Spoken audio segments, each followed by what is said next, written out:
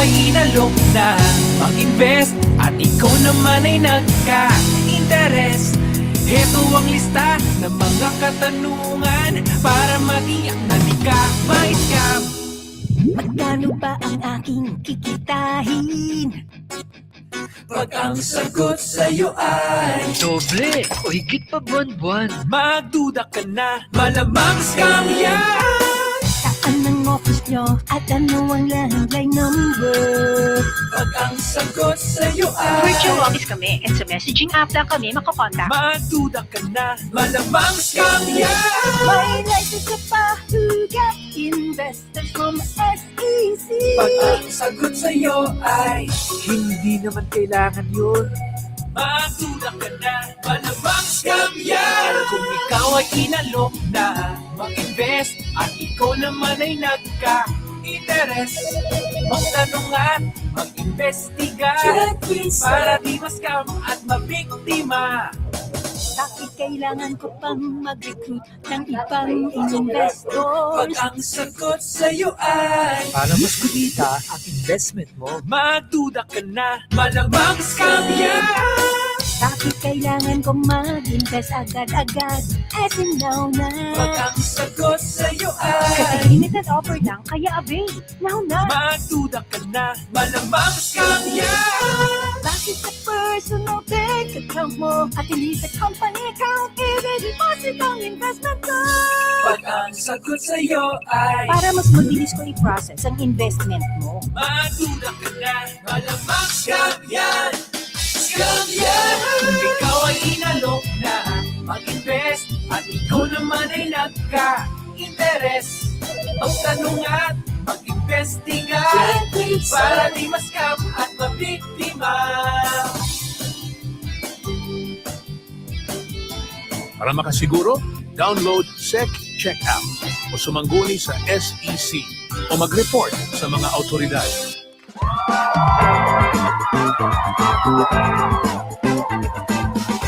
Ladies and gentlemen, welcome to It's a Day. And I am your host, Nick. And our search report today is Aldea. Aldea, kamusta? I'm great! At excited na ako mag-invest! Aldea is a former OFW in Dubai. 5 taon siya nagtrabaho doon bilang isang store clerk sa isang mall. She is now back home and is looking for the right investment. Ready ka na bang mag-invest, Aldea? Ready na! She has 3 very interesting choices. Choice number 1, Chris. Why do you think she should invest her money with you? Hi Aldea, pag akong pinili mo, palalagwin ko ang pera mo ng 50% agad in just 1 month. Tapos, hindi ka lang investor, business partner ka pa. At may bonus trips to Europe for free. Aldea, do you have any questions for Chris? Choice number 1, kung ikaw ang magiging business partner ko, anong magiging role ko? Mag-refer ka lang ng ibang mga investor, kagaya ng family members or friends na gusto ding mag-invest. For every successful referral, may dagdag kang kita. Now let's continue with choice number 2. Choice number 2, John. Why do you think she should invest her money with you? If you choose to invest in our company, you will be part of a very progressive company kung saan investors ang celebrities at politicians. Our company owns several hotels here and abroad. Our products distributed globally. And of course, our company registered sa SEC. Aldea, do you have any questions for John? Choice number 2, registered nga ang company nyo sa SEC. Pero may permit to sell or offer securities ba kayo? Order of registration, prospectus and salesman certificate, o securities broker ba ang company nyo? Wala pa kaming ganong permit, pero kukuha kami. Now let's continue with choice number 3. Nico, why do you think she should invest her money with you? Hello, Aldea. I run a legitimate business venture. Registered sa SEC ang business ko, and our physical office is at MJ Towers along Ortigas Avenue. We have a permit to sell securities, and I'm a licensed securities broker. You can visit our office or also check our website.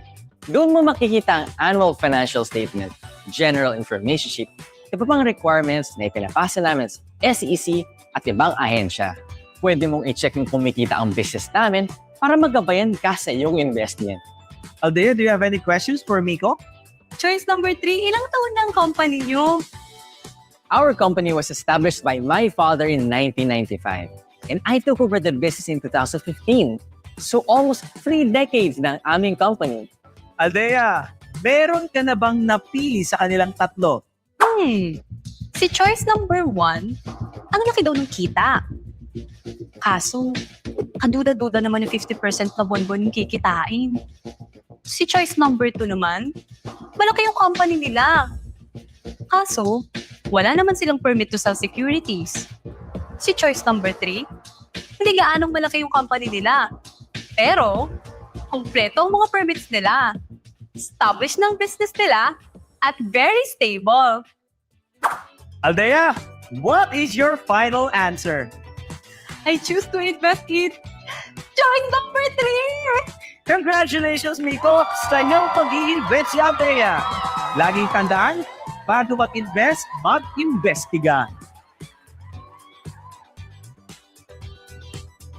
Para makasiguro, download SEC Check App o sumangguni sa SEC o mag-report sa mga autoridad.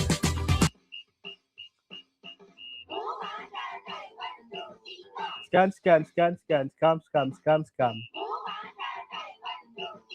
Scan, scan, scam, scam, spam, spam, scan, scam.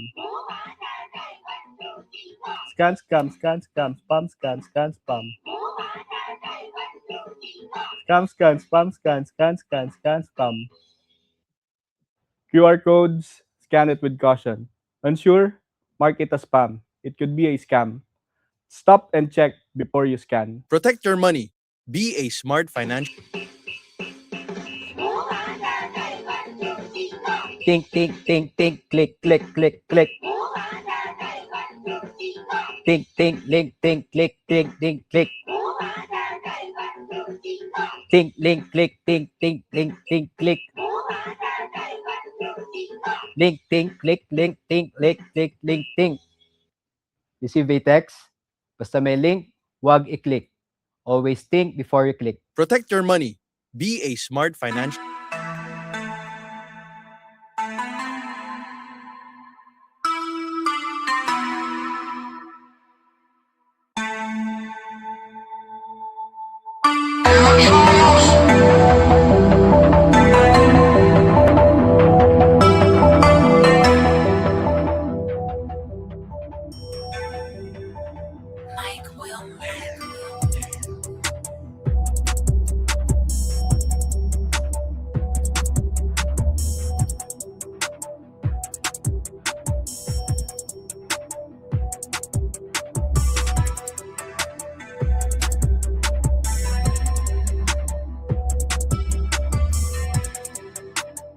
Protect your money. Be a smart financial.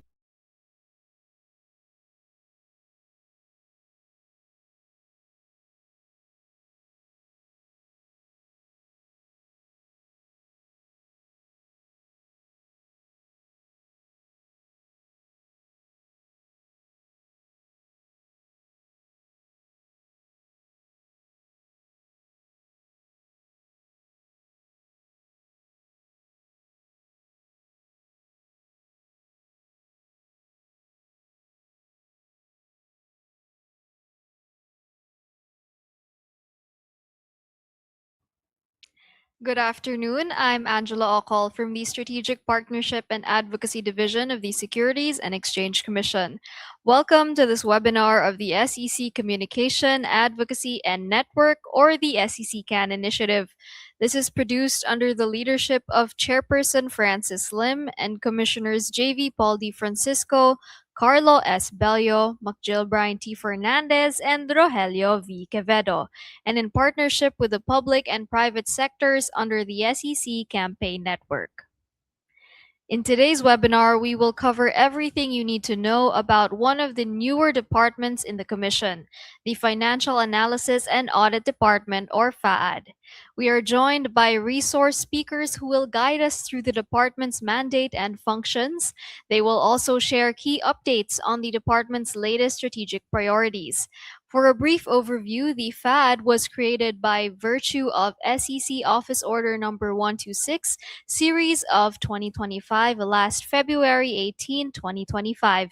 It was formerly a division under the Company Registration and Monitoring Department, or CRMD, but the FAD had to be constituted as a separate department due to the evolving and specialized nature of transactions it handles.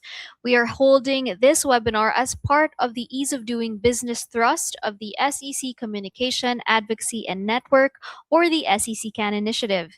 This initiative aims to strengthen financial literacy, investor protection, and corporate awareness among the public through meaningful partnerships and educational programs. We are very grateful to all participants, partners, and resource speakers who have taken the time to join us today. A big shout out as well to our Facebook Live viewers. Please make sure to stay until the end of the webinar to maximize your learning opportunity this afternoon. And to formally begin our session, we present you a walkthrough video that will guide you through the mandate and functions of FAD. So please watch this.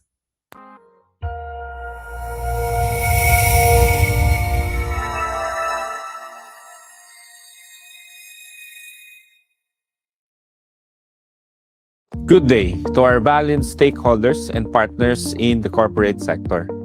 I am Director Londi Q. Isguera. It is my pleasure to formally present a development within the SEC involving the establishment of the SEC Financial Analysis and Audit Department, or FAAD. Originally, FAAD was a division under the Company Registration and Monitoring Department, or the CRMD. However, in light of the growing mandate and given the specialized nature of transactions it processes, the Commission saw the need to establish FAAD as a separate department to further improve our public service delivery. This is why, starting March 1, 2025, FAAD officially became a department that is distinct and separate from the CRMD by virtue of SEC Office Order Number 126, Series of 2025. Pursuant to its creation, FAAD was mandated to take charge of the following transactions. First, processing of applications for the increase and decrease of authorized capital stock. Second, reclassification and conversion of shares, and change in par value of shares for domestic corporations. FAAD also takes charge in the approval of mergers, quasi-reorganizations, or equity restructuring, creation of bonded indebtedness, and other applications regarding financial and capital restructuring. In connection with this, FAAD also performs administrative functions such as receiving, processing, approval, and release of documents related to the petitions and other documents it processes. Meanwhile, the CRMD continues to retain and exercise jurisdiction over matters not transferred to FAAD. This includes, among others, registrations, applications involving corporations governed by the Foreign Investments Act, or FIA, monitoring functions over corporations not actionable by FAAD, and other amendments, bylaws, certifications, and corporate applications. Mula nang naitatagpo ang FAAD bilang isang ganap na departamento, patuloy nating isinusulong ang pagpapabuti ng ating serbisyo upang padaliin para sa bawat isa ang pagtatayo at pagpapatakbo ng negosyo sa bansa. We continuously work to eliminate bureaucratic red tapes and simplify government procedures with digitalization as a key driver of this goal. In this regard, we invite you to monitor our announcements, notices about the streamlining of our services, including the implementation of post-audit procedures, as well as the simplification and unification of documentary requirements submitted to FAAD to ease the processing of transactions. At this point, we thank you for your continued trust, cooperation, and support as we undertake this important development within the Commission. To discuss in greater detail this organizational development, as well as the FAAD's mandate and other key initiatives, May I now respectfully turn over the floor to Assistant Director Ronaldin B. Puato Sugitan and Ms. Alison Grace O. Gading. Magandang araw sa ating lahat. I am Attorney Ronaldin Puato Sugitan, Assistant Director of the Financial Analysis and Compliance Division or FACD of FAAD. I will discuss the mandate of the FACD, what applications you can file with our division, and the process of filing these documents. The FACD is in charge of processing applications related to changes in the capital structure of Philippine national domestic corporations. These are corporations in which Filipinos own at least 60% of the capital stock outstanding and entitled to vote. Meanwhile, its foreign equity does not exceed 40% in accordance with the Constitution, FIA, and other related laws and regulations. Mahalagang tandaan na ang mga korporasyong hindi pasok sa nabanggit na definisyon ay hindi sakop ng FAAD.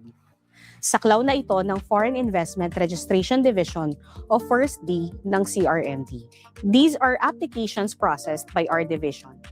Increase of authorized capital stock, decrease of authorized capital stock, reclassification, declassification, conversion of shares, change in par value, certification of paid-up capital, capital structure, percentage of ownership corporations, and certification of capital or contribution in partnerships. Under Section 37 of the Revised Corporation Code, a corporation has the power to increase or decrease its authorized capital stock subject to approval of the SEC. This is done through the amendment of the Articles of Incorporation or AOI in line with Section 15 of the same law. First, let's discuss the application for an increase of authorized capital stock. Say, for example, that a corporation has an authorized capital stock of 10 million in its AOI, but it wants to increase this to 100 million. Section 37 of the Revised Corporation Code requires that at least 25% of the increase be subscribed and at least 25% of the amount subscribed be paid, meaning the increase in ACS carries the corresponding increase in the amount and number of shares subscribed and amount of paid-up capital. The paid-up capital or consideration for the issuance of such shares may consist of any of the forms provided for under Section 61 of the Revised Corporation Code. For example, cash, previously incurred indebtedness of the corporation, real properties such as land, buildings, or condominiums, stock dividends, or other generally accepted forms of consideration. The FACD is mandated to evaluate whether this increase of ACS is legal, has sufficient corporate approvals, and whether the properties to be paid in exchange for the shares to be issued from the net increase in ACS are fairly or reasonably valued. Now let's move on to the decrease of capital stock. As the name implies, this involves the amendment of the AOI to reduce the authorized capital stock of a corporation. For example, a corporation declared an authorized capital stock of 100 million in its AOI, but the company wants to decrease it to 10 million. In this application, the FACD examines whether the capital reduction is legal, approved by the corporation, and does not have an adverse effect on the company's creditors. An adverse effect may arise when the reduction would result in the insolvency of the corporation or impair its ability to satisfy its outstanding obligations to creditors. Next, we have the reclassification, declassification, conversion of shares, or change in par value applications. This one involves amendments in the classification of shares or the value of these shares in a corporation. For instance, a corporation may convert its common shares into preferred shares or altogether remove a particular classification of shares. But remember, there must always be a class or series of shares with complete voting rights. It may also change the par value of shares via stock split or reverse stock split to align with the current needs and business direction of the company. As part of our mandate, the FACD evaluates whether these changes in share structure are legal, duly authorized through the required corporate approvals, and will not prejudice the rights of stockholders, investors, creditors, and other stakeholders. Remember, if the application comes with an amendment to the corporate name, principal or secondary purpose or purposes, principal office address, term of existence, except for dissolution, number of directors, and amendment of bylaws, you may file these alongside the applications we discussed earlier. At this point, let us discuss the certification of paid-up capital, capital structure, and percentage of ownership of corporations. We issue the certification to reflect the present capital, the capital structure, or percentage of ownership of a corporation based on the official records or documents submitted to the Commission. Meanwhile, the certification of capital or contribution of a domestic partnership is a certification that shows a present partner's capital contribution in a partnership based on the official records submitted to the Commission. This is important for various transactions such as regulatory compliance, business permit applications, and other legal purposes. Applications for increase in authorized capital stock may be filed via electronic mail to faad_application@sec.gov.ph or through the e-amend portal under the regular processing at eamend.sec.gov.ph. It has also become much easier to apply for an increase in capital stock for one-person corporations, which are Philippine nationals, through the simple processing of e-amend portal. Sa ilalim ng simple processing, isang dokumento na lamang ang kailangang pirmahan at ipanotaryo dahil automatic na ang pag-generate ng unified certification and subscription contract for increase of capital stock. Eligible rin ang application para sa issuance ng digital certificate of filing of amendment. Sa tulong ng bagong prosesong ito, mas mabilis at mas maginhawa na ang online filing at pagproseso ng inyong amendment applications. Samantala, ang mga sumusunod naman ay maaaring i-file via email sa faad_application@sec.gov.ph o sa imessage.sec.gov.ph. Decrease of capital stock at reclassification, declassification, conversion of shares, change in par value, certification of paid-up capital for corporations, certification of capital contribution for partnership. Kami sa FACD ang humahawak sa pagproseso ng mga pagbabago sa Articles of Incorporation na may kinalaman sa capital structure ng corporations. Kami rin ang humahawak ng requests for certification ng paid-up capital para sa corporations at certification ng capital contribution para naman sa partnerships. Layunin naming mapadali at mapabilis ang inyong compliance sa mga requirements para sa mga nasabing aplikasyon. Para sa kumpletong listahan, proseso ng filing at suggested forms, maaari niyong bisitahin ang aming website www.sec.gov.ph. Ano naman ang MCCRD at ano-ano ang mga aplikasyong kanilang pinoproseso? Upang mas makilala natin ang kanilang dibisyon, pakinggan naman natin si Ms. Alison Grace Gadin ng MCCRD.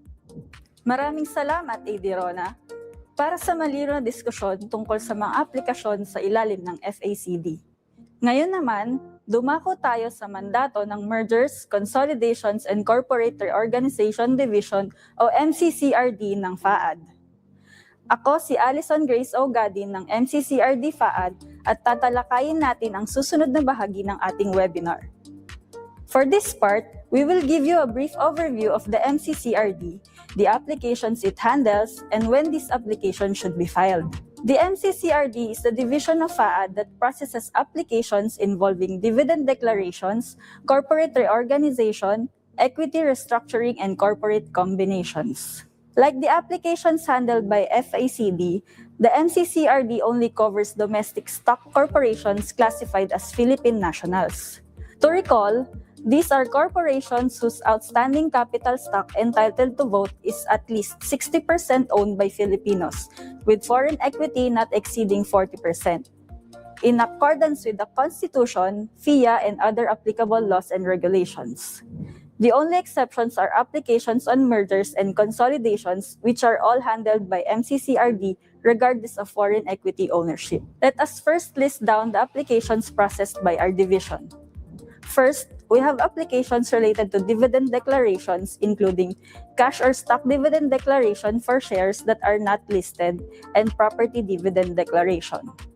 These applications are governed by Section 42 of the RCC relating to the power of corporations to declare dividends from unrestricted retained earnings.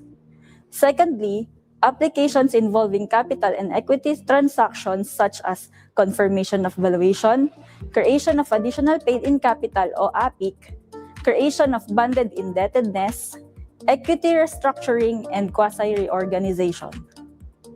Applications regarding the confirmation of valuation are generally related to Section 61 of the RCC, specifically the issuance of shares for considerations other than cash and the valuation of such consideration. Meanwhile, the applications for the creation of bonded indebtedness are governed by Section 37 of the RCC relating to the power of corporations to incur, create, or increase bonded indebtedness.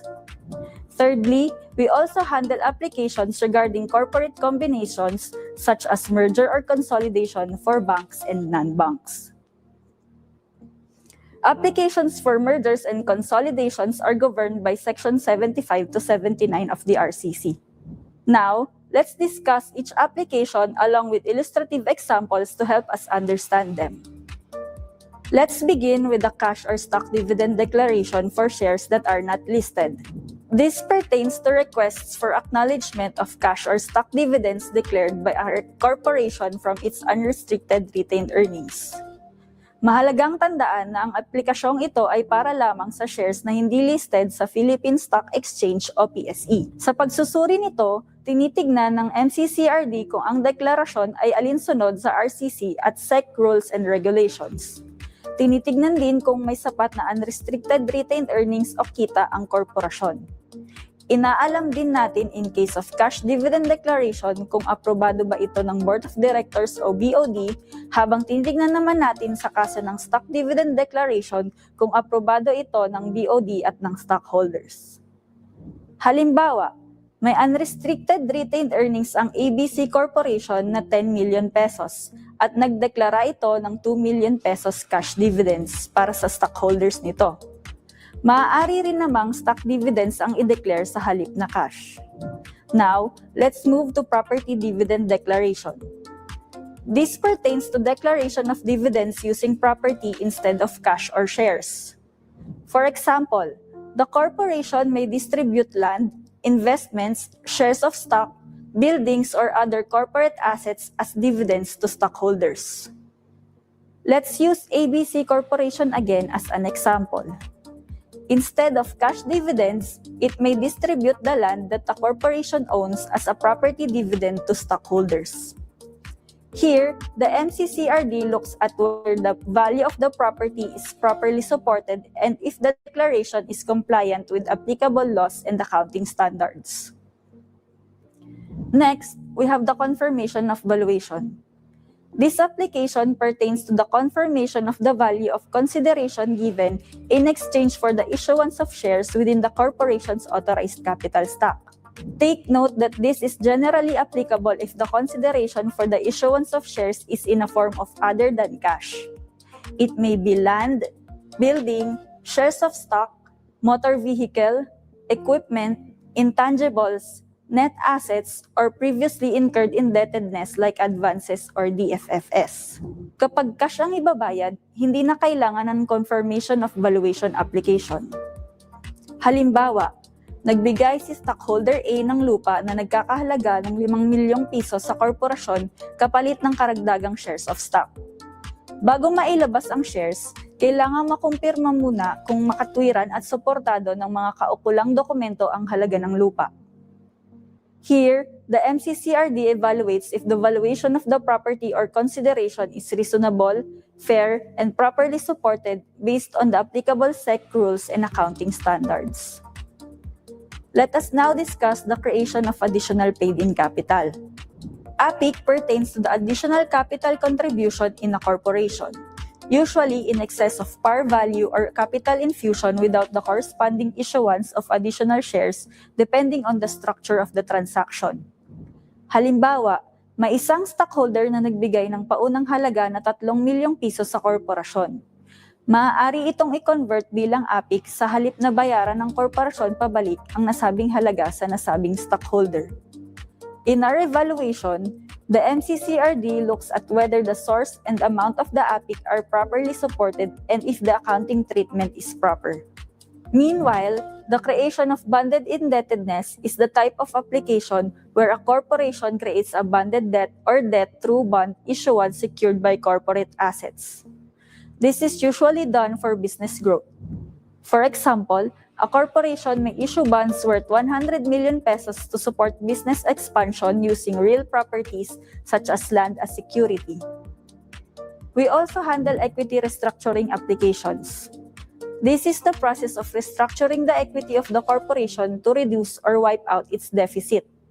In this transaction, the APIC of a corporation may be used to offset or reduce its accumulated deficit. This is usually done to improve the financial position of a corporation subject to compliance with SEC rules and accounting standards. Quasi-reorganization falls under this category. Quasi-reorganization is a restructuring process that seeks to eliminate or reduce the deficit of a corporation, usually through revaluation of assets and adjustments of equity accounts. For example, there has been an appraisal increase on the corporation's properties. This can be used to offset the accumulated deficit without having to dissolve the corporation. And now, let's move on to one of the most common and highly technical applications under MCCRD, the merger or consolidation application. A merger or consolidation refers to the combination of two or more corporations. In a merger, a surviving corporation will continue its existence while the other corporation or corporations will be absorbed. All assets, rights, liabilities, and obligations of the absorbed corporation will be transferred to the surviving corporation by operation of law. In a consolidation, the constituent corporations will form an entirely new corporation, and the separate juridical personalities of the constituent corporation will cease to exist upon the effectivity thereof. In evaluating applications for mergers and consolidations, the MCCRD looks at the following: articles and plan of merger or consolidation, audited financial statements, cut-off date, compliance with the 120-day rule, effectivity date, net assets, allocation of shares, and accounting treatment of the transaction. It's also important to show that these transactions are compliant with applicable laws and SEC rules and regulations. Further, creditors and other stakeholders should be properly informed about these proposed changes in the company. Meanwhile, for the merger and consolidation of banks, the process is similar to the regular merger application, but please take note of the streamlined process under the joint circular of the SEC and other government agencies like Bangko Sentral ng Pilipinas, the Philippine Competition Commission, the Philippine Deposit Insurance Company, and the Cooperative Development Authority. Those are all the applications filed with the MCCRD. You may file these applications via electronic mail at faad_application@sec.gov.ph or via iMessage at imessage.sec.gov.ph. For applications regarding the mergers and consolidations of banks, you may also file it via electronic mail to mergersconsobanks_faad@sec.gov.ph. For suggested forms, checklists, and other updates, you may visit the official website of the Securities and Exchange Commission or you may coordinate directly with our department. Maraming salamat po sa inyong pakikinig. Sana po ay nakatulong ang webinar na ito para mas maging malinaw ang mga proseso at mandato ng FAAD. Muli, maraming salamat po at magandang araw sa ating lahat.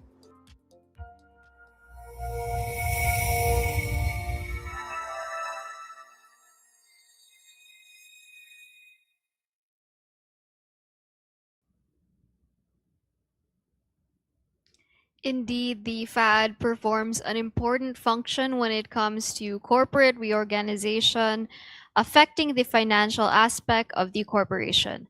We hope these videos gave you a clearer picture of what the FAAD does, and to help us dig deeper into the mandate and functions of FAAD, I have the honor of introducing our panelists this afternoon. First, we have Attorney Dondi Q. Esguerra, the Director of the Financial Analysis and Audit Department, or FAAD. Next, we have Attorney Ronalyn V. Puatu Sugitan, the Assistant Director of the Financial Amendments and Compliance Division of FAAD. And last but not the least, we have Ms. Allison Grace O. Gadin, Securities Financial Specialist for Mergers, Consolidations, and Corporate Reorganization Division of FAAD. Welcome and thank you for joining us this afternoon. And for this portion of our webinar, our resource speakers will answer the questions you sent through our online form. In case you have other questions, feel free to type them in through the comment section of our Facebook Live, and our online support staff will answer queries related to the functions of FAAD. We will also do our best to answer some of them live if we still have time. Now, without further ado, let us begin the Q&A portion of this webinar. For our first question, what does the Financial Analysis and Audit Department do? Why did it have to be separated from the Company Registration and Monitoring Department? Yeah. Good afternoon. As discussed earlier, our department is mandated to independently handle, process, and approve amendments in the capital structure, applications for merger or consolidation, and other corporate restructuring, reorganization-related applications. Of course, these to support the Commission's mandate, which is to establish FAAD as a separate department from the CRMD to provide a more structured and a focused approach in dealing with these applications. Given the volume of the applications handled by FAAD and its significant contribution to the Commission's operations, the separation was intended to help ensure that the unit receives the necessary support and the resources to carry out its functions more effectively and efficiently. This arrangement also allows both FAAD and CRMD to concentrate on their respective mandates, thereby promoting better public service delivery.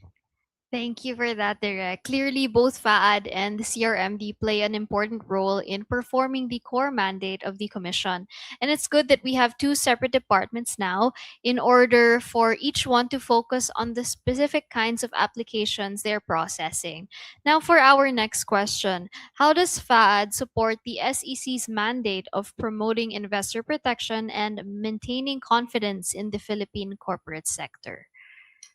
FAAD support the SEC's mandate of protecting investors and maintaining confidence in the corporate sector by ensuring that applications affecting corporate capital complies with applicable laws, rules, and regulations. Through a comprehensive review of applications, FAAD helps ensure that the corporate financial information and capital transactions are accurate, transparent, and compliant with the SEC requirements. The department also continuously improves to have a more efficient way of processing applications. These ongoing efforts have resulted in fast turnaround times and faster and better service for corporations and the investing public. Thank you for that very comprehensive answer. It is clear that FAAD's role extends beyond mere processing. By actively auditing internal policies and addressing organizational culture, the department ensures that its service delivery is not only faster but also more reliable. Now, moving on to our third question. What is the difference between authorized capital stock, or ACS, and paid up capital? So to begin with, the authorized capital stock or ACS refers to the total amount of capital that the corporation is authorized to issue to its stockholders as stated in the AOI. So usually makikita natin to sa Article 7 of the AOI. In simple terms, ito yung hanggang magkano ang pwedeng i-raise na capital ng isang corporation through issuance of shares. So from there, we have what we call the subscribed capital, This refers to the portion of the ACS that is covered by subscription agreements, whether or not full payment has already been made. Kumbaga, in simple terms naman, ito yung hanggang magkano ang promised investment ko sa corporation as a stockholder. So lastly, the paid up capital refers to that portion of the subscribed capital that has been actually paid by the stockholders in cash or in property. Meaning, out of dun sa promised na investment ko as stockholder, ito yung actual na na-invest ko na or naibayad sa corporation. Thank you for clarifying the difference between the two, AD Rona. Can you also discuss the different classifications of shares of stock and how they differ from one another? As a general rule, each share shall be equal in all respects to every share, meaning in terms of rights, privileges, and restrictions, all shares are presumed to be equal or the same, except, of course, otherwise provided siya sa AOI or sa Articles of Incorporation. So in terms of voting rights, each class of shares are presumed to have voting rights. So as a general rule, may voting rights siya, unless said right is denied in the AOI, subject to limitations provided by law. So ano ba yung mga limitations na provided under the RCC? First, only those classified and issued as preferred or redeemable ang pwedeng tanggalan ng voting right. At there shall be a series or a class of share with complete voting rights. So hindi po pwedeng lahat ay non-voting. So dapat may matitira na voting shares. So isa-isahin natin yung classes of shares na provided sa Revised Corporation Code. So the most common type is the common share or ordinary share. This type of share carries the basic rights of shareholders. So ano yung basic rights? Yung right to vote, right to receive dividends as declared by the corporation, right to participate in the distribution of corporation's remaining assets upon liquidation after all creditors and preferred shareholders have been paid. Then another type is the preferred share. As the name suggests, this share enjoys certain preferences over common shares. For example, preferred shareholders may have priority in payment of dividends or in the distribution of assets if the corporation is liquidated. However, as I have mentioned, maaari din itong magkaroon ng restrictions like in terms of voting rights. Pwede siyang tanggalan ng voting right provided na yung limitation na yon ay indicated sa kanilang AOI. We also have founders' shares, which are issued to founders of the corporation. These shares may be given certain rights and privileges not enjoyed by other owners of other stocks. For example, holders of founder shares may be granted the exclusive right to vote and be voted in the election of the board of directors, pero for a limited period lang na 5 years from the date of incorporation, subject to limitations provided by law. Then another classification is redeemable shares. So these are shares that the corporation may repurchase or redeem under conditions specified in the AOI. So this gives the corporation flexibility in managing its capital, structure, and ownership. So as mentioned, pwede din siyang tanggalan ng voting rights. So lastly, the treasury shares.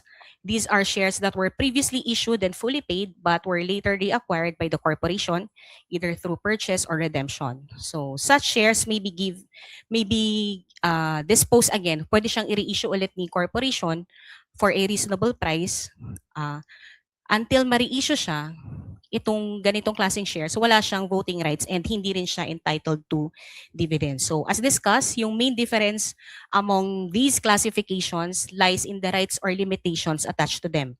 So particularly with respect to voting rights, yung dividend entitlements, priority in liquidation, and whether the shares may be redeemed or reacquired by the corporation.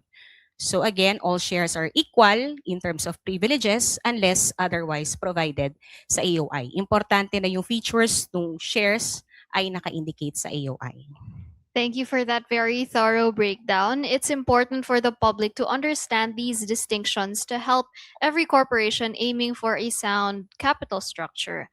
Is there a need to update the Articles of Incorporation or AOI naman po if one of the shareholders was replaced but the capital structure remains the same? Additionally, what are the crucial parts we have to look into if we wish to increase the ACS and paid-in capital? So to answer yung first question, generally for ordinary corporations, if one shareholder is merely replaced by another and there is no change in the corporation structure, there is no need to amend the Articles of Incorporation. So, saan mag-a-appear yung changes sa ownership? Yung changes na yon reflected lang siya sa general information sheet na periodically sinasubmit natin kay SEC. Then, for the second question, when increasing the authorized capital stock and paid-in capital, ang starting point is yung to ensure yung compliance with Section 15 and 37 of the Revised Corporation Code, which governs yung amendments to articles and increase in authorized capital stock. So under these provisions, the corporation must satisfy yung required corporate approvals. Dapat approve ng at least majority of the board of directors and stockholders representing at least 2/3 of the outstanding capital stock yung act na pag-increase. And we need to verify din yung compliance with the subscription and payment requirements, which we usually refer to as the 25-25 rule as mentioned kanina dun sa video. So, chine-check pa rin natin. Unlike sa registration, ni-remove na kasi yung 25-25, but under Section 37, ni-retain natin siya. So, kailangan pa rin nilang i-comply yung 25-25 rule. Okay, so for our next question, can we still use the old forms naman po if we plan to increase our capital stock? What are the requirements if the stockholders want to increase their initial authorized capital stock? Yeah, you can still use the old forms. No? And of course, for the information of the public, we understand that the question arises in connection with our notice issued on May 12, 2020 regarding the availability of pro forma templates on the SEC website. While these templates are now provided for guidance, corporations are not precluded in using the old forms. Hence, they may still be accepted provided that they contain all the required information and comply with the applicable requirements. For the requirements, this depend on the mode of payment or considerations for the issuance of shares. For a complete checklist, you may refer to the 2026 Citizens Charter as published on our SEC website. So thank you for specifying these requirements for the benefit of our viewers, Attorney Dondi. So everyone, please take note, the old forms may still be accepted as long as the required information and the applicable requirements are duly complied with. Yun naman po yung importante. Whenever we're going to submit something, let's make sure na kompleto po yung requirements or attachments needed. So for the creation of additional paid-in capital without issuing new shares, what specific documentary evidence does the FAAD look for to verify that the fund infusion is genuinely a premium and not a shareholder loan? The specific documentary requirements for the creation of additional paid-in capital or APIC depend on the mode of payment used for the application. You may refer to the Citizens Charter for the list of requirements needed. But to answer what particular documentary requirement is needed if the mode of payment is in the form of shareholder loan or conversion of an existing shareholder loan to APIC, then we'll look into the audited financial statements to trace the loans to be converted. Additionally, a deed of assignment is also required. Thank you for that explanation. Now, we'd also like to request some additional clarification on this next question. For conversion of DFFS, do we still need to submit an agreed upon procedures report if the infusion was already reflected in the latest audited financial statements or AFS? No, you don't need to submit an agreed upon procedure report if the infusion is already reflected in the AFS. This is only required, the AUP is only required if hindi pa recorded sa AFS yung fund infusion or kung may additional infusion pa hindi pa reflected sa latest AFS.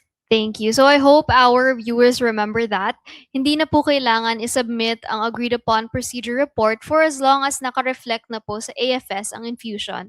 Now, moving on to our next question. What is the process for obtaining a certificate of paid-up capital naman po?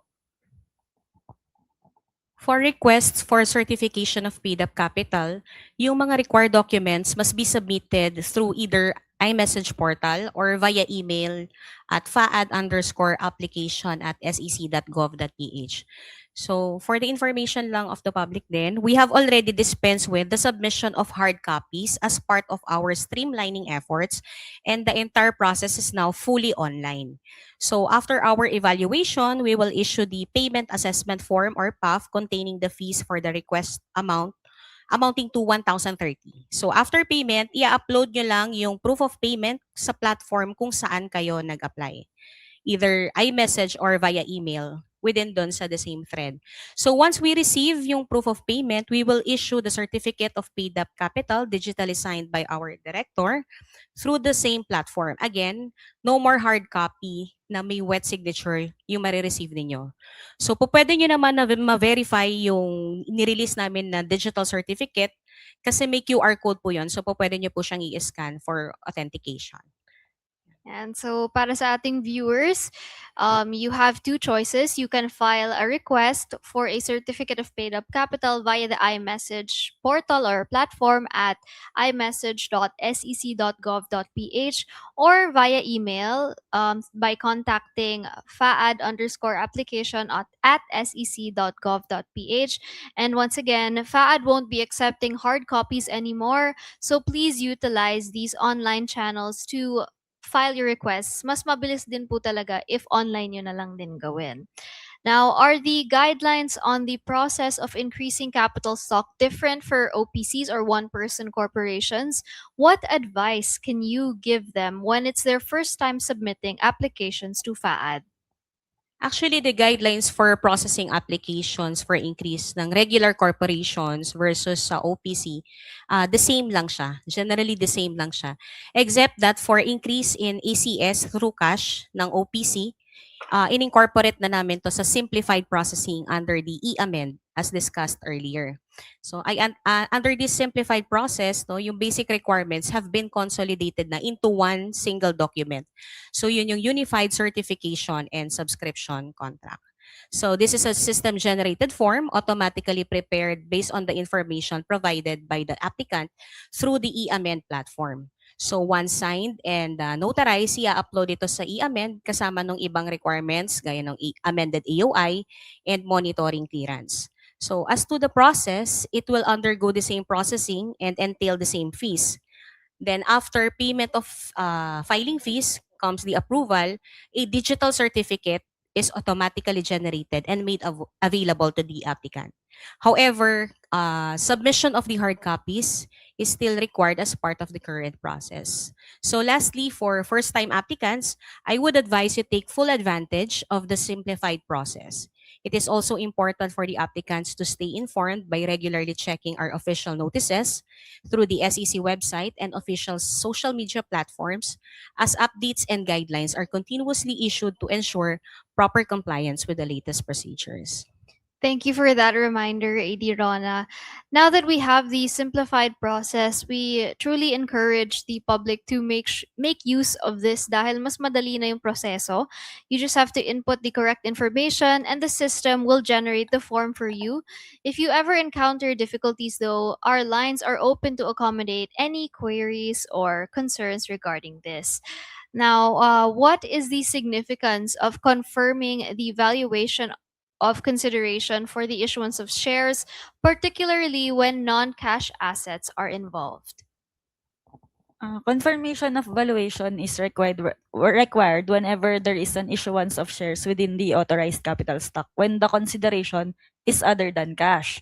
In fact, the revised corporation code strictly dictates that the value of these non-cash assets must be equivalent to the fair value of the shares being issued. This process ensures that the assets being brought into the corporation are valued accurately, preventing overvaluation or undervaluation. Ultimately, this safeguards the interests of both stockholders and creditors. Thank you for that explanation. What post-approval compliance requirements should corporations monitor after obtaining approval for capital stock amendments? Corporations should ensure that approved capital stock amendments are, of course, properly reflected in their succeeding general information sheet or GIS and audited financial statements, and comply with any specific conditions or undertakings included in the approved applications. For example, post-approval requirements may include the submission of proof of transfer of property if they use it as consideration for payment of shares, or documents committed under an affidavit of undertaking submitted to us, which must be complied within the prescribed period. Then failure to comply, of course, may result in notices, letters, show cause, or other notices from FAAD. So continued non-compliance may also lead to the matter being referred to our legal unit for appropriate action or remedial measure. That's also a really important reminder para sa viewers natin. Hindi po natatapos sa approval ng capital stock amendments ang proseso. Kailangan din pong masubmit ang iba't ibang mga dokumento at dapat ma-reflect ang changes sa inyong GIS and AFS. And speaking of these repertorial requirements, we'd like to remind corporations whose fiscal year ended on December 31, 2025 of your upcoming deadline for the AFS filing on June 15, 2026. Sa Monday na po yun. So to avoid penalties, please make sure to file your reports on time. You may also refer to our previous webinar on repertorial requirements if you have any questions about the matter. Now, we're on to our 13th question actually. What are some of the major concerns you encounter in examining the financial statements of a company? Some of the major concerns na madalas naming ma-encounter during the examination of financial statements include yung mga misstatements or inconsistencies sa share capital accounts at related equity balances, yung pagre-record ng increase in authorized capital stock sa financial statements prior approval ni SEC, yung pagre-reflect ng shares issued in exchange for non-cash assets bilang equity kahit wala pang approved confirmation of valuation from SEC, yung mga advances from stockholders na hindi matrace o ma-reconcile sa cash flows at supporting documents ng corporation, or yung mga discrepancies sa pagitan ng financial statements at approved capital structure o SEC records ng corporation, lalo na kung merong mga multiple approved or pending capital-related applications within the year. It actually depends dun sa mga application kasi madalas case-to-case basis talaga siya. But nonetheless, we ensure to provide appropriate options or remedies as applicable to their specific application.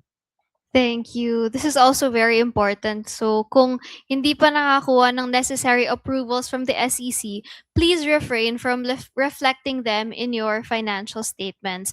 And of course, you should conduct due diligence din sa mga isa-submit nyo. This will also avoid the hassle in the long run of having to rectify it with the SEC. So for our next question, what are the key considerations corporations should evaluate before pursuing a merger or consolidation? For mergers or consolidation, it is important for the corporation to evaluate its effects on the business, finances, accounting records, and stakeholders. Dapat malinaw kung paano nakuha yung exchange ratio for issuance of shares, kung ano yung magiging epekto sa ownership ng mga stockholders, at kung tama and complete yung financial information na gagamitin for the transaction. The corporation must also ensure that the requirements of the revised corporation code and other SEC rules are duly complied with, and that disclosures and other supporting documents are complete, correct, and consistent para mas mapadali at mapabilis ang evaluation at approval ng SEC. Thank you for that. So, wala naman po talaga magiging problema if accurate and correct naman lahat ng information na nandun sa requirements, and of course, if complete din yung requirements na included. So, what are the most common issues or deficiencies that cause delays in the approval of merger and consolidation applications? Because merger or consolidation is considered a highly technical application that requires extensive evaluation of documentary requirements, usually nagkakaroon ng delay kapag kulang yung pinapasang requirements, kapag kulang yung mga provisions sa documents tulad ng yun nga kung paano nakuha yung exchange ratio if may issuance ng shares, or kung may pagkakaiba sa figures or information na nakareflect sa plan of merger, articles of merger, financial statements, or yung iba pang supporting documents. Ayun, nakaka-affect yung mga disclosures na yun sa pag-evaluate ng application. Pero para maiwasan yung mga delay, during the filing pa lang, we already inform the corporation if there are missing documents, and we also set meetings to facilitate a more efficient discussion on the clarifications or concerns regarding their application.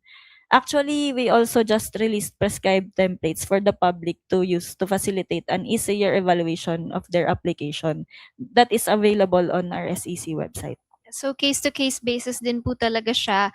But for these very technical applications, like you said, important talaga for the public to double-check their submissions before filing them with the commission.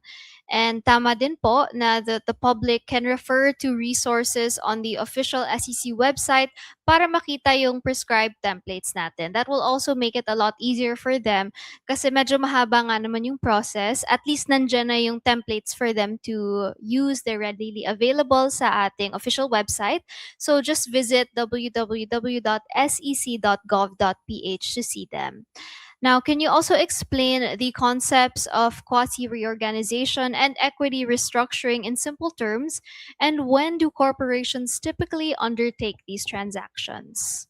To summarize yung explanation sa video kanina, quasi-reorganization reduces or eliminates a corporation's accumulated losses by revaluing its fixed assets such as land, buildings, machinery, and using the resulting increase to value yung offset, kung i-value yung offset dun sa deficit. An equity restructuring, on the other hand, reduces or eliminates a deficit by using the corporation's additional paid-in capital or APIC to offset accumulated losses. Corporations typically undertake these transactions when they have accumulated losses and wish to improve their financial position. And thank you for that explanation. On to some of the other questions that we received. What corporate circumstances usually necessitate an increase or decrease in authorized capital stock? I'm sure this is also a common question that's asked. Well, generally, ang decision to increase or decrease authorized capital stock is considered a matter of business judgment. Ibig sabihin, ito ay nasa discretion ng board of directors at ng stockholders. So as long as it is done in good faith for a lawful corporate purpose and in accordance with the revised corporation code. Like for increase in authorized capital stock, yung usual reasons na nakikita namin is kung hindi na sufficient yung authorized capital stock nila as stated sa AOI, or usually talaga for business expansion.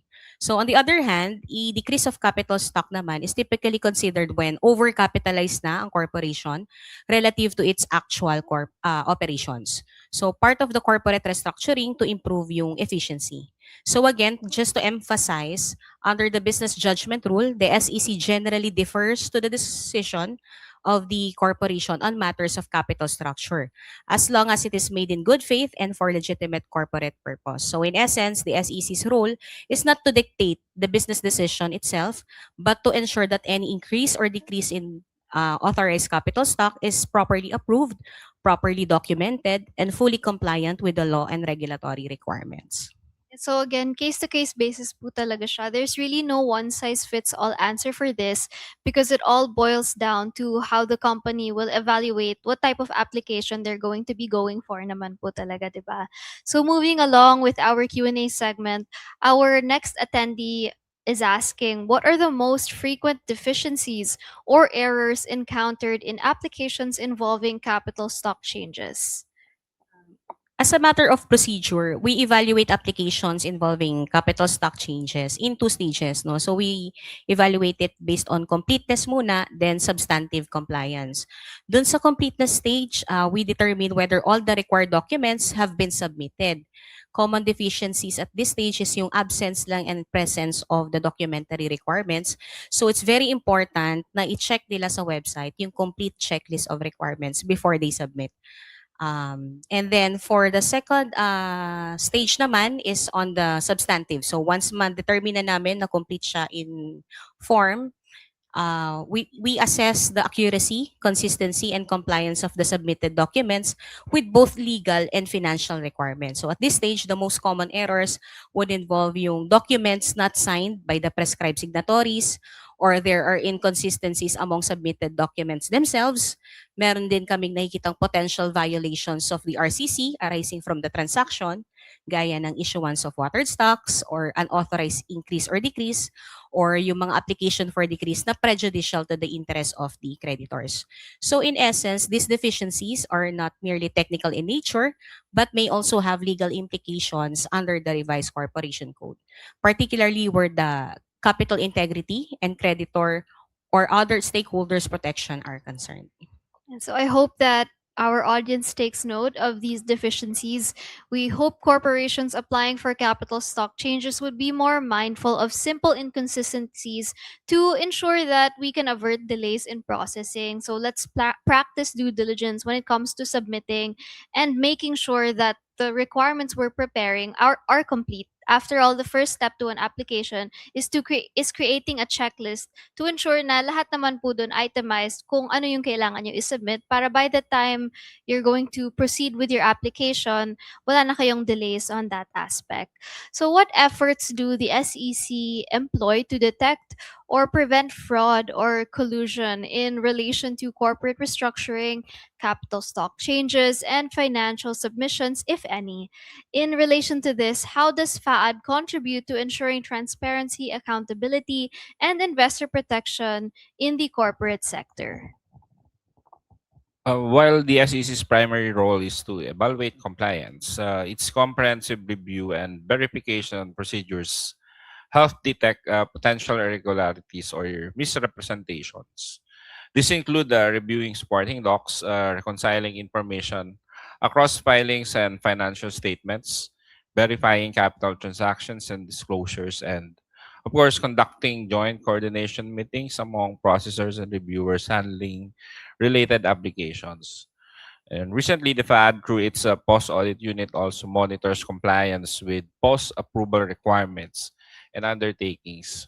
Any discrepancies, inconsistencies, or possible misrepresentations identified during the review or post-audit period or process may be referred to the appropriate SEC unit for further investigation and/or appropriate action. These measures help promote transparency, protect investors, and maintain the confidence in corporate disclosures and transactions. Thank you, Direct Dondi. So clearly, FAAD's work doesn't stop upon approval. Tama po ba? You're also using our platform called the eWatch. Yeah, yes, we do. And so, for the benefit of our viewers, eWatch stands for the Electronic Workbench and Analytics Technical Computing Hub. This empowers the SEC with smarter, faster, and more efficient compliance monitoring for SEC registered corporations. And to learn more on how to navigate eWatch, please scan the QR code on your screen to watch the tutorial video, or if you'd like to watch it later on, you can also take a screenshot. What advice naman po can you give to first-time applicants dealing with FAAD? Of course, for first-time applicants, you need to consult the Citizens Charter for you to be aware of the applicable requirements and procedures. We also encourage applicants to check the amounts or figures, dates, information, or representations in those documents are consistent across all submitted documents. To help applicants prepare their submissions, there are unified templates available and provided for on the SEC website for reference. Thank you.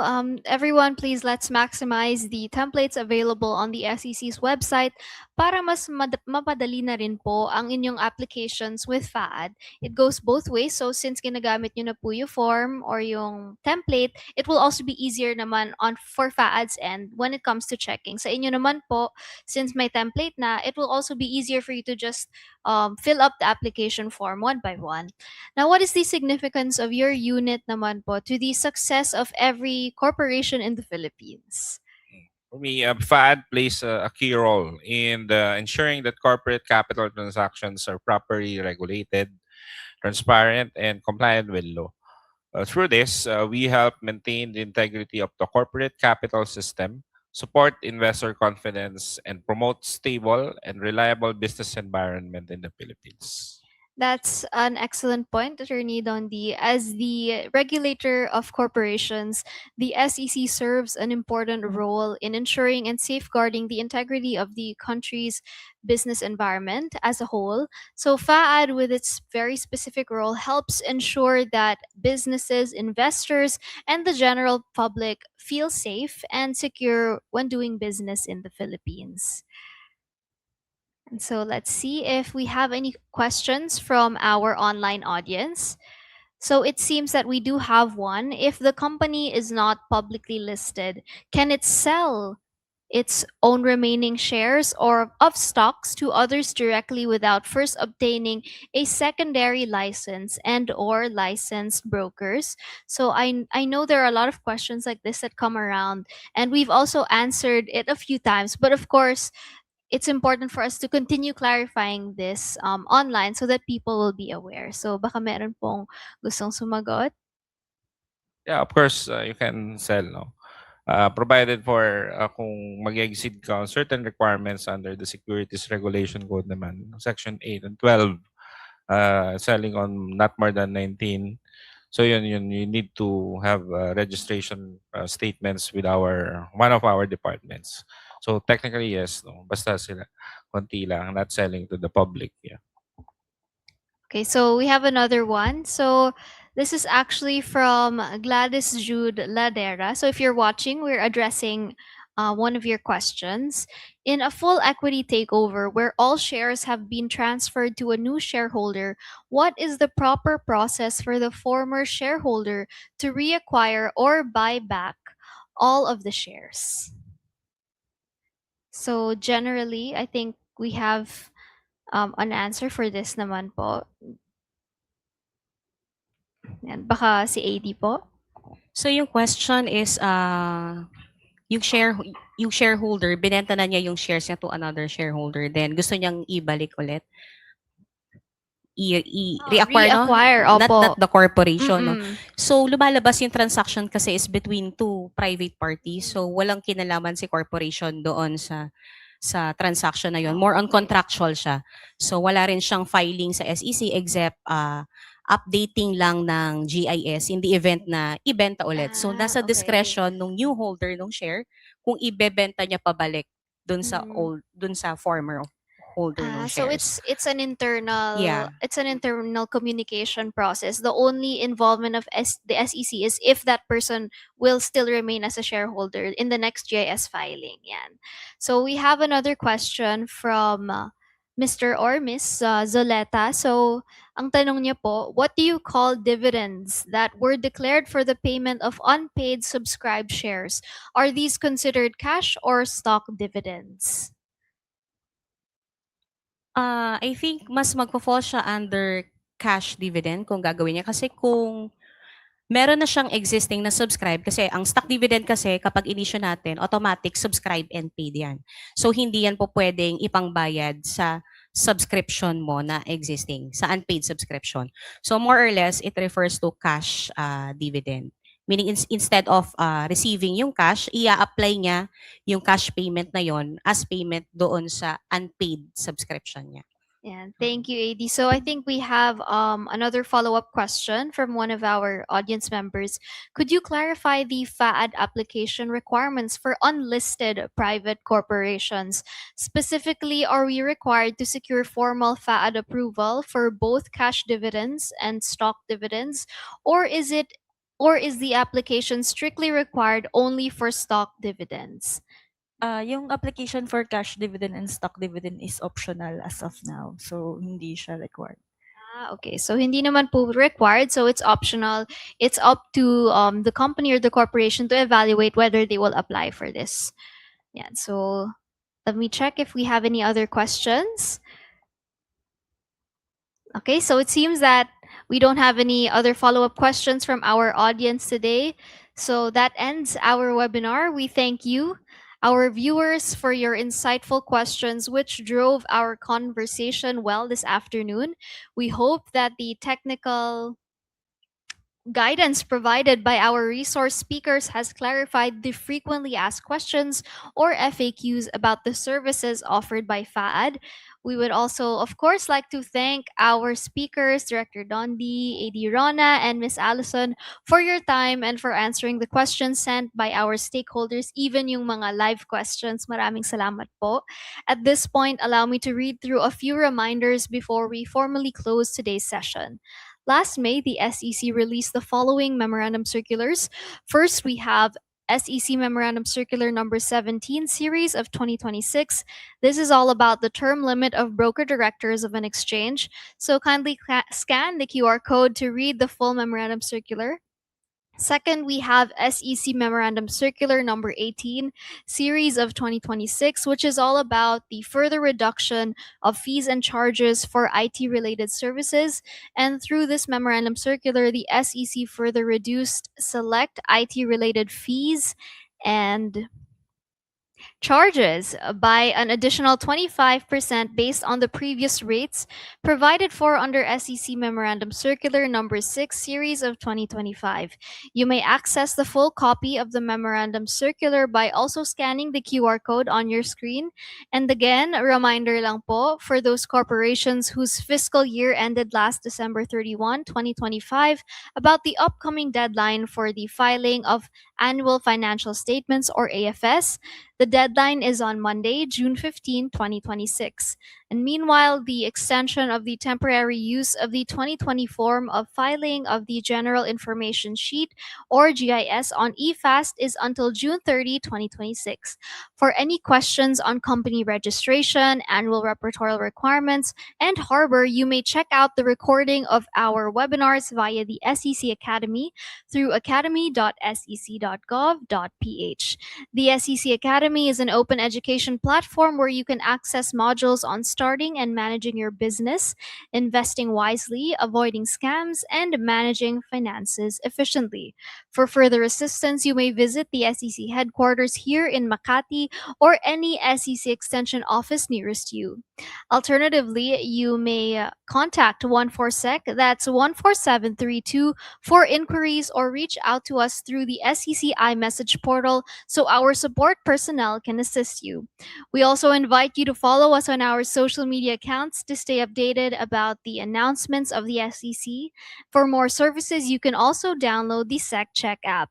Available po ito sa Google Play Store at Apple App Store. And through this app, you may verify if an entity is authorized to solicit investment or engage in lending and financing activities. Maging mapanuri po tayo at manatiling ligtas. I-download ang SecCheck app.